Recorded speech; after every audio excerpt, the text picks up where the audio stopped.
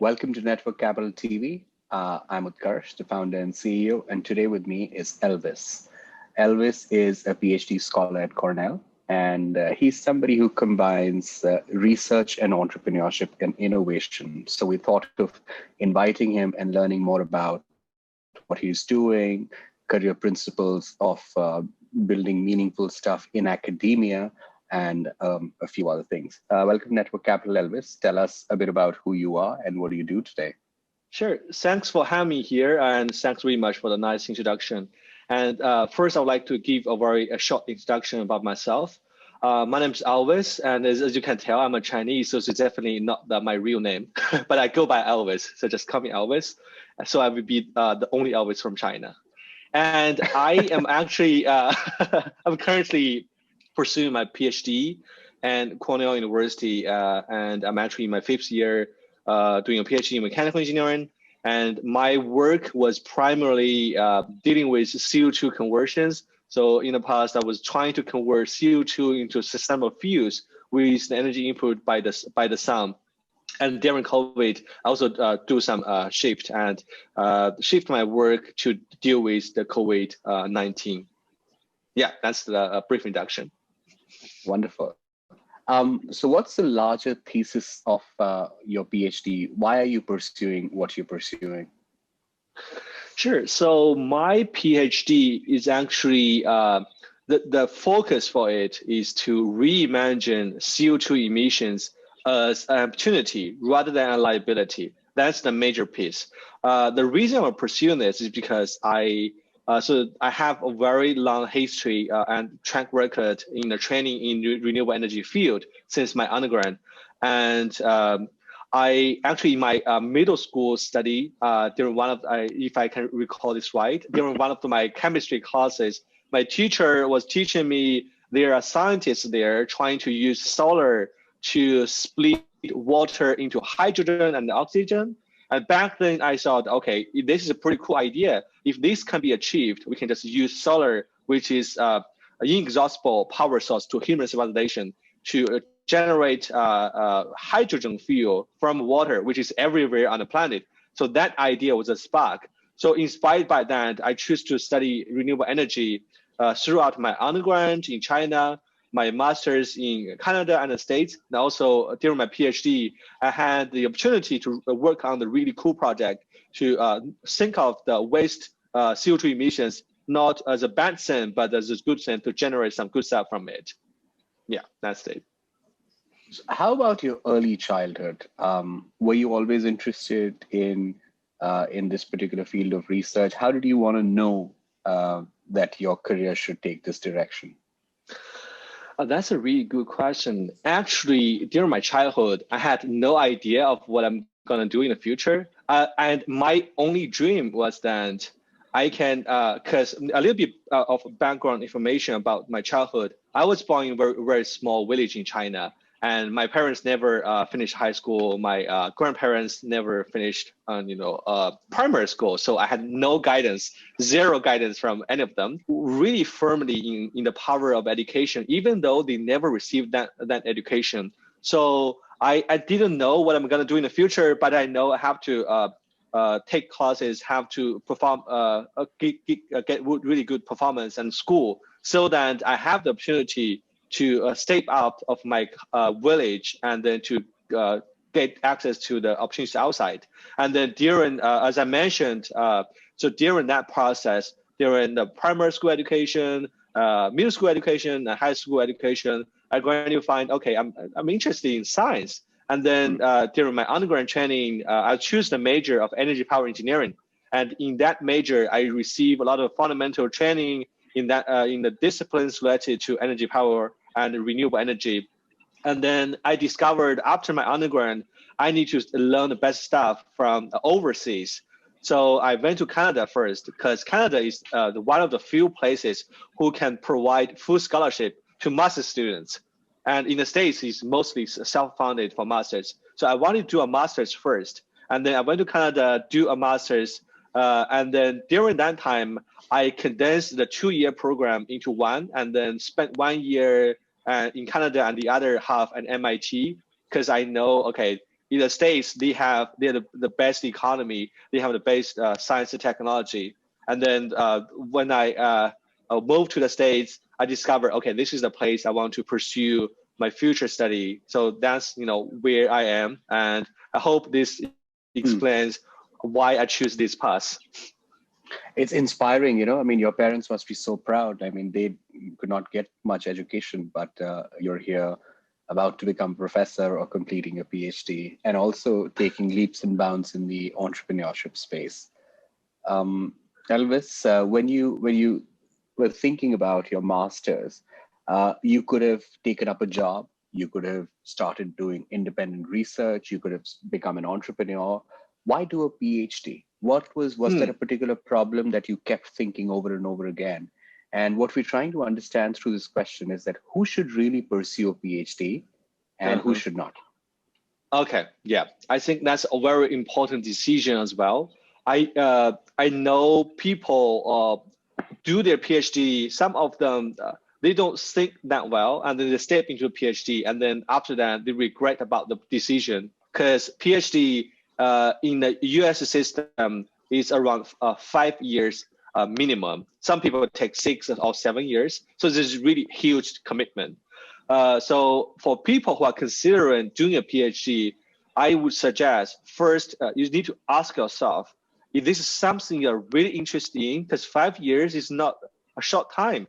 And also the advisor you're choosing is very important, because you end up being with the guy for 5 years. And if your personality doesn't fit, that's going to be a disaster.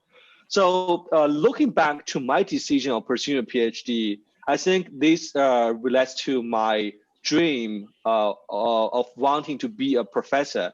And having a PhD is the minimum. Now you have to have a PhD and sometimes several years of postdoc training in order to get a position. So that's why I decided to do a PhD. And also, it is totally fine if the future career path is to do entrepreneurship or go to industry. You don't need a PhD to go to the industry. Actually, a lot of the industry people I have been talking to, they are a little bit hesitant to take PhDs because they have to pay higher salaries to PhD graduates. If the problem, problem solvers, if they only need people at master level or bachelor's level, they will just take them. They will not hire PhDs. So here's the advice I would say. Don't think about doing a PhD first. Think about what you want to be in the future first, and then use that to back calculate what you need to do to achieve that goal. If you want to be a professor, you have to do a PhD. If you want to be an entrepreneur, you don't need to be a PhD. If you want to be researcher, it's possible you can do a PhD, but it's always better to think ahead but sometimes also don't think too much, because you never know what's going to happen. Maybe you change your mind after several years. Yeah. We run many fellowships on Network Capital. One of the most popular ones is, I don't know what I want to do with my life fellowship.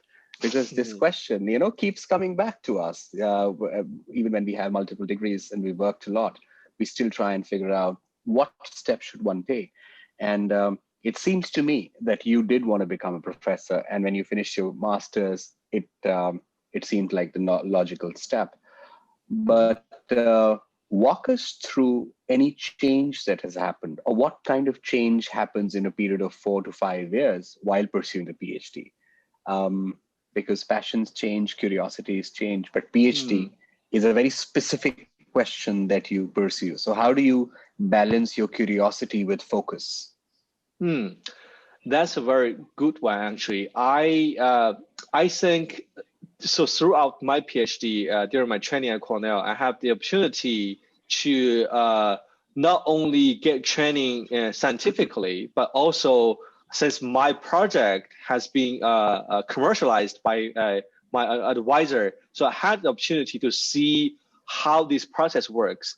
I guess if you want me to say that the changes, how to balance this, I would say in the future, maybe at the beginning of my PhD, I didn't think I will be interested in entrepreneurship as well. But right now, as I look at my future career, my ideal path would be, I become a professor, but at the same time, I will be really interested in doing some translational research to make some real world impact by my innovations in my own lab. So actually right now I'm in the negotiation stage with several potential postdoc advisors. And one thing I will cherish is, what do you think about the commercial application capability of this research? And if this research can balance science, do good science, and also has the potential for real world applications, I will really be interested in that, in pursuing that in my postdoc. Got it. This is so interesting because the role of the advisor, who's also sort of helping you go to market or take it to the industry. How did you go about choosing your advisor, and what does the process really look like? Do you cold email people? How does that fit establish? Is it an interview? Walk us through the process, and how did you stumble into this wonderful advisor you have? Okay, so I'm talking about the PhD advisor, right? Yeah. Okay, so the way PhD I choose advisor, postdoc, whatever the process is. Yeah, sure. So let me talk about how to choose a PhD advisor first. As I mentioned, PhD advisor is really important because you end up being with the person for at least 5 years, and if it doesn't fit, that's going to be a huge deal.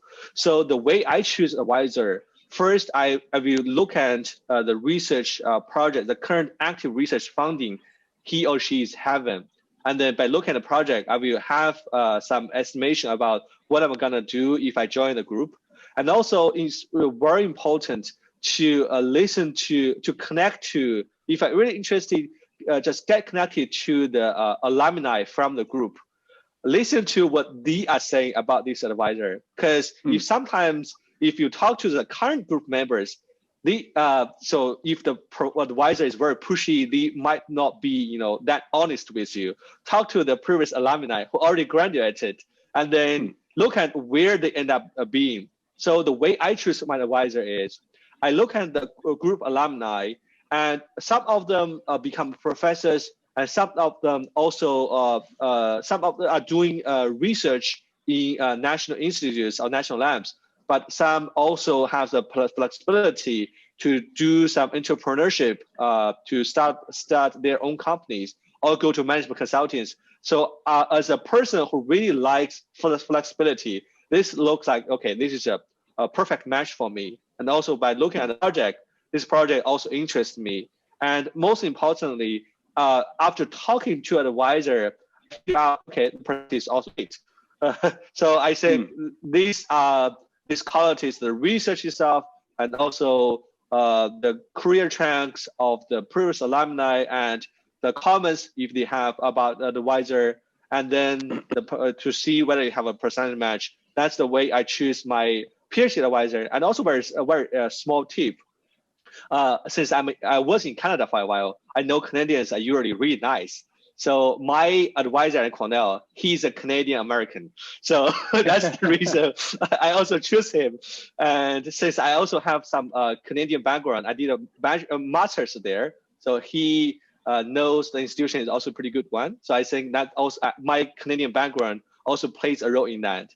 So speaking about my postdoc advisor choosing, so this is a little bit different because postdocs are just a temporary job, and the reason for is like a transition between your PhD and the future assistant professor job.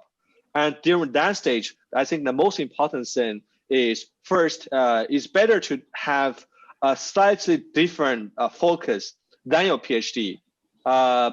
So that will not only make yourself more competitive in the future job market because you have knowledge in multiple fields, but also you need to differentiate, find a way to differentiate from your PhD advisor or your postdoc advisor when you start your own lab. You couldn't do the same thing.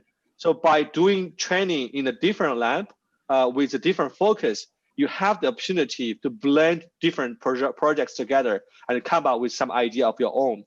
And I think, so right now I haven't decided on which lab to join, but several labs I have in mind, I've been interviewing with, they are doing something slightly different with my PhD project, but still are in the renewable energy field. That's the way I choose postdoc advisor. Hope that's helpful to other people. Very, very.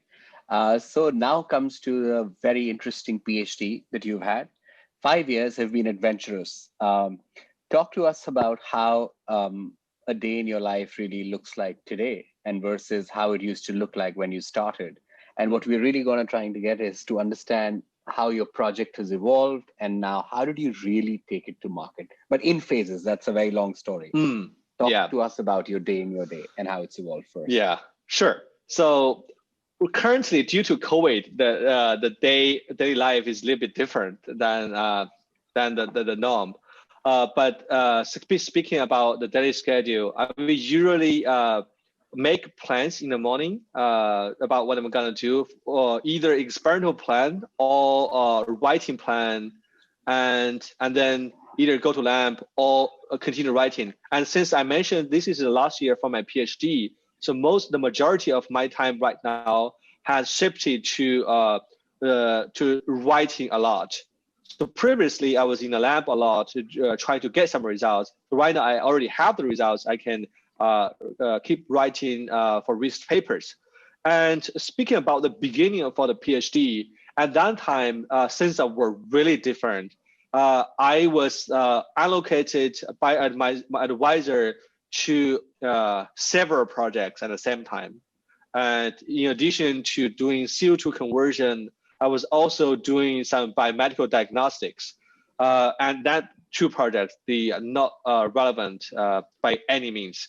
So I had to, so back then I had to make a decision. So even though I had the background in renewable engineering, it's just so most of the lab people, they're actually doing biomedical diagnosis. So I have to make that hard decision first. So after first or second year, I made a decision to choose the CO2 conversion as my focus, my dissertation. I spent a lot of time in the lab. And in the meanwhile, gradually, we try to commercialize the technology. So at that stage, things are also different. So doing lab research is one thing, and how to convert that idea to a real business that requires a new skill set. So my advisor, he is actually very encourative and he's supportive about this. So before this, he already has 2 startup companies running. So he has some experience. And I benefit a lot by working alongside, not only by doing research in my own lab, but also going to the startup company, talk to the engineers there. And then I think that interactions is very unique. Many people don't have that kind of experience. But that interactions between the startup companies also inspired me to think about how I can do better research to make it better for the market need.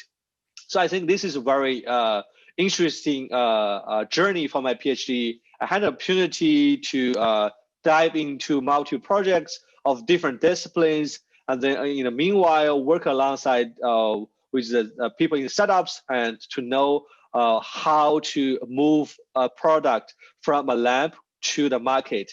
And then in the meanwhile, I also find in order to become a professor, it's very important to have the skill to tell your own story, to make it available to the public. So I'm also very active in social, in speaking at various conferences.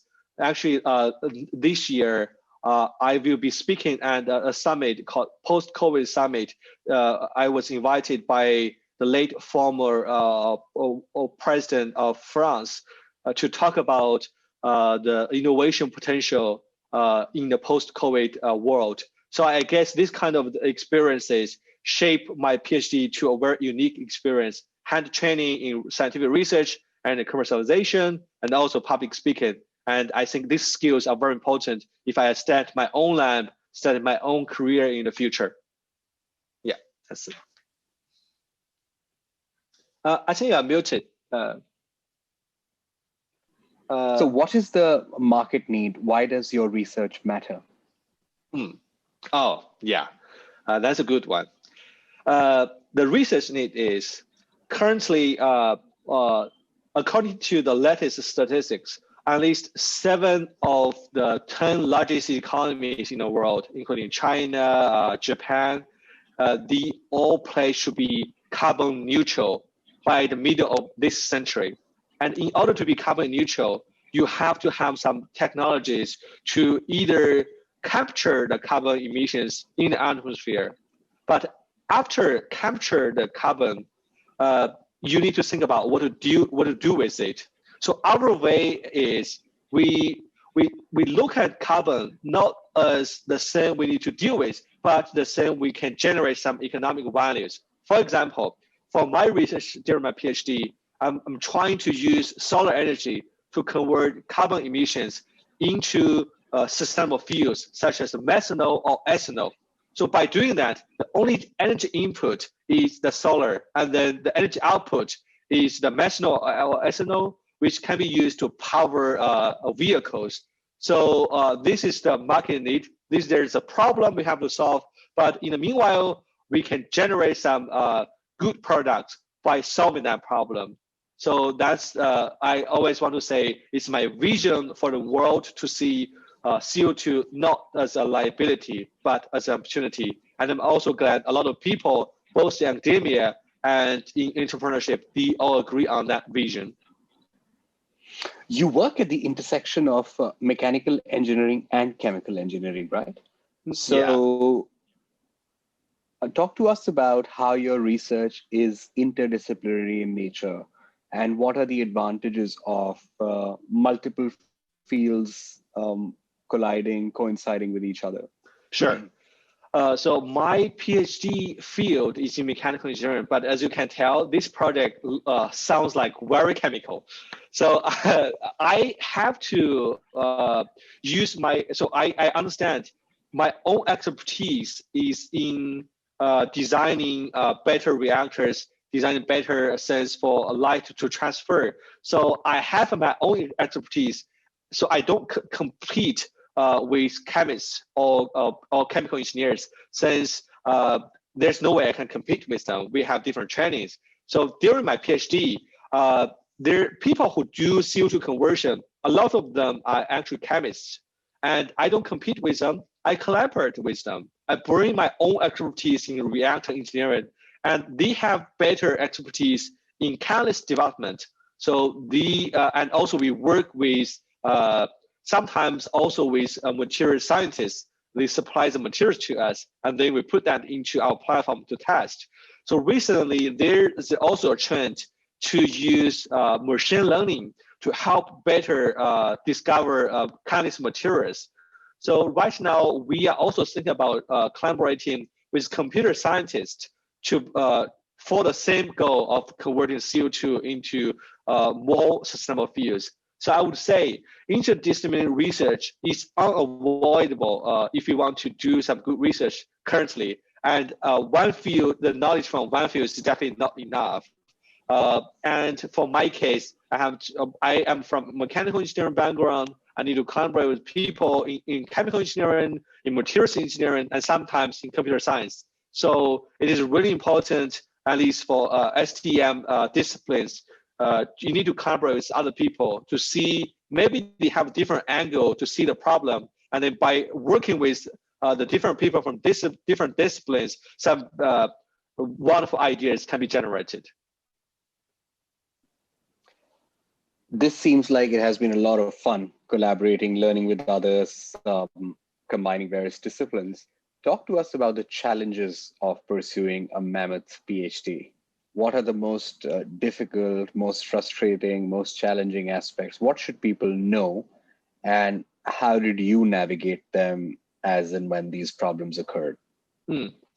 Sure. So talking about the challenges, I think the biggest challenge for PhD students is the opportunity cost. Since we have to spend around 5 years in our 20s also for some people in their 30s. This is really long commitment. And by doing that, a lot of my undergrad classmates, they already industry, and after 5 years, they get promoted multiple times. So their salaries is definitely much higher than me if you compare the salary. And a lot of people doing PhD, they intend to be a professor. But the key challenge right now is there are not enough jobs in academia. That being said, only very small percentages of the PhD graduates, they can become the assistant professors or associate professors in the future. So that is a really a huge gamble. So I would suggest, if you wanted to be a professor in the future, you do a PhD, but you need to be flexible.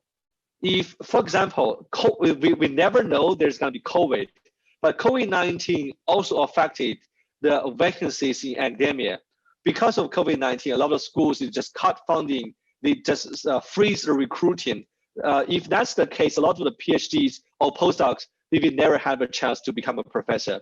That's the reason I say be flexible. And if this doesn't work out, you need to have plan B or sometimes plan C. And recently, during the COVID-19, I studied a podcast series called World Beyond Academia podcast. During that, we invited PhD graduates who don't become professors, but people who work in industries, become engineers, or people who do engineering or management consulting. And sometimes they even choose other careers. We recently invite a person who is really famous, who have a PhD in biochemistry, but end up being doing talk shows, being a comedian. So I would say be flexible, and there are certain challenges, but be prepared to face the challenges. That's my suggestion. Yeah, the COVID really changed things. They changed the landscape, transformed the opportunities space, not only in academia, but also in other spaces. Thanks for laying it out so clearly. When you look at the funding, one aspect of it is also geopolitical, right? How do countries behave with each other? In the renewable energy space or in the alternate energy space, what do you think of global leadership? How does that change? And has that also sort of evolved the way people think about career choices in these industries, research opportunities in these industries, and so forth? Yeah, that's a great question regarding the funding. I think it's definitely related to politics. For example, I came to the States in 2015 as a visiting student at MIT. So back then we have they have a different administration. Barack Obama was still there, and that administration is a big fan for renewable energy. So there's a lot of money there. And under the recent administration by Donald Trump, it seems really different. He's a non-believer for climate change. That being said, a lot of funding is already being cut for renewable energy field. So in that period, I think countries like China and India are stepping up to global leadership in that sector.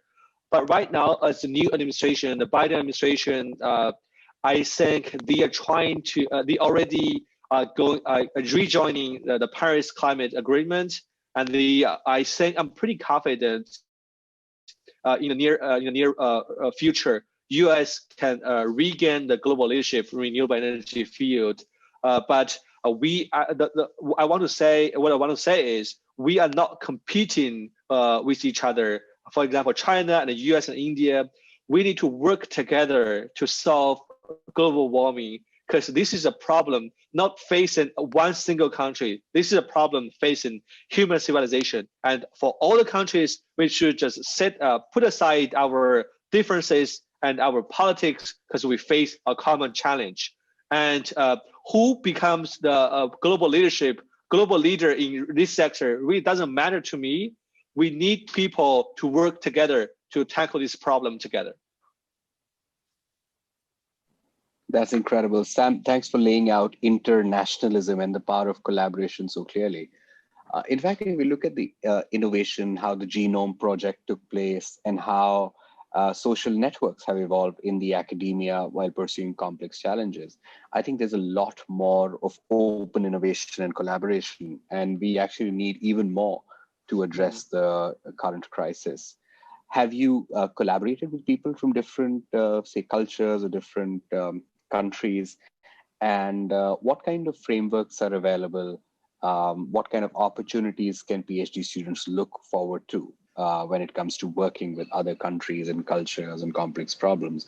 We ask you because you mentioned that you've been invited by the government in France and a few other places to talk us through how that looks like and what is the output at the end of the day. Okay. So first, I have to say, I believe the collaboration between researchers in different countries or different cultures, that is the same. It is already happening, and that's the trend. No one can stop that trend. But there are definitely certain things we need to be careful about. For example, intellectual properties. So during the past administration, there's a lot of conflicts, for example, between China and the US regarding this. But so this is the one thing we need to be really careful about. For example, if you do research at Cornell, all of the IP belongs to the school itself. And without the permission of the school, you don't have the chance to collaborate with people outside, which I think also makes sense. So there are certain protocols that are already there. We need to follow the protocols. But the last administration in the US is trying to reverse that trend to stop the international collaborations, which I think is detrimental not only to the people outside, but detrimental to the US's own scientific research. And some of the projects you need is not, so there's definitely a lot of, for example, for my field, one of the best researchers in my field doing CO2 conversion is in Canada. So by collaborating with them, they bring their own expertise and perspective into this. So I don't need to rebuild everything from scratch. That's more efficient. You don't need to waste time on that. But again, as I mentioned, there are protocols there we have to follow. And then when we follow the protocols, that's the key for efficient and useful collaboration. And I believe in the future, when I start my own lab, I will definitely obey all the protocols set aside there, and then look for international collaborating opportunities. That will help not only bring my own lab's research better, but also to increase the impact, not only in the US, but also in China and then the worldwide, what stage. More power to you. You know, you have an incredible CV with lots of accomplishments and awards and paper publications and speaking opportunities, etc. But I'm sure it hasn't been easy.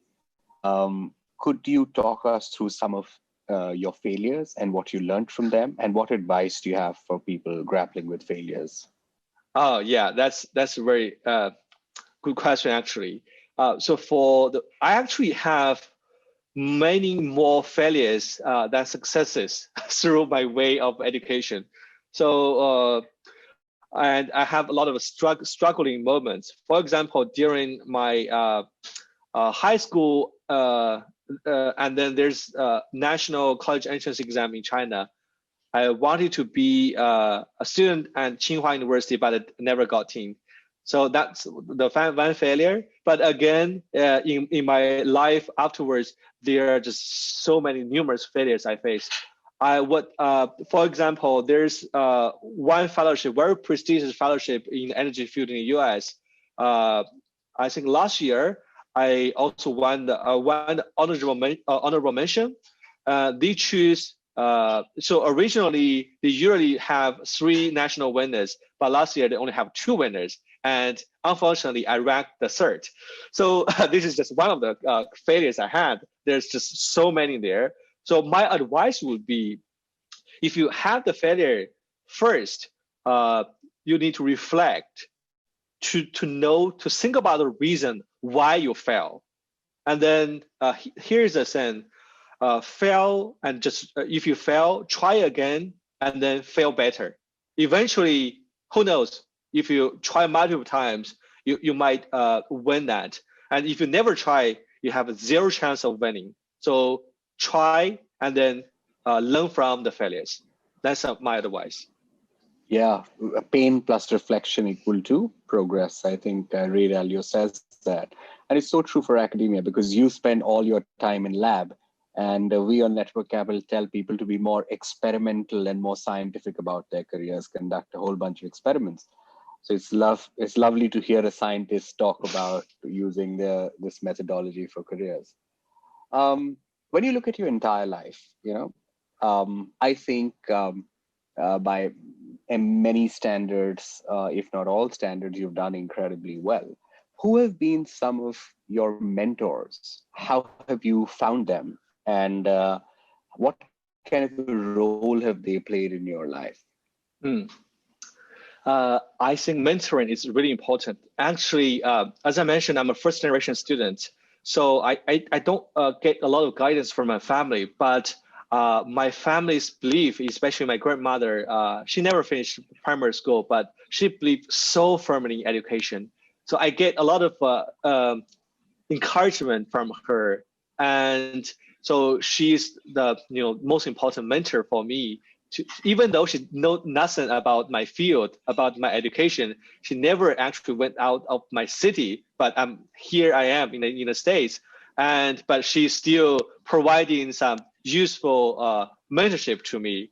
And but besides family, I think it's very important to not only find peer mentors but also some senior mentors. So speaking about peer mentors, here's what I would do. I will look at what people who are a few years senior than me, look at what they accomplish.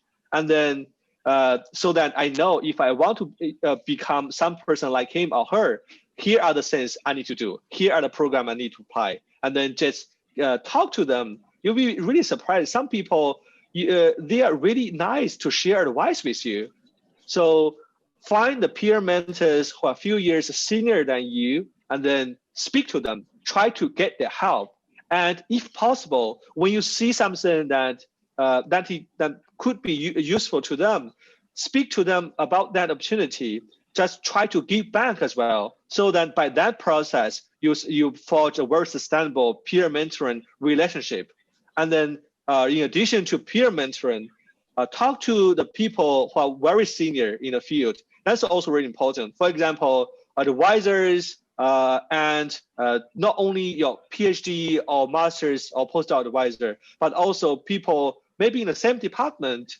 And during my PhD, I get several good mentors.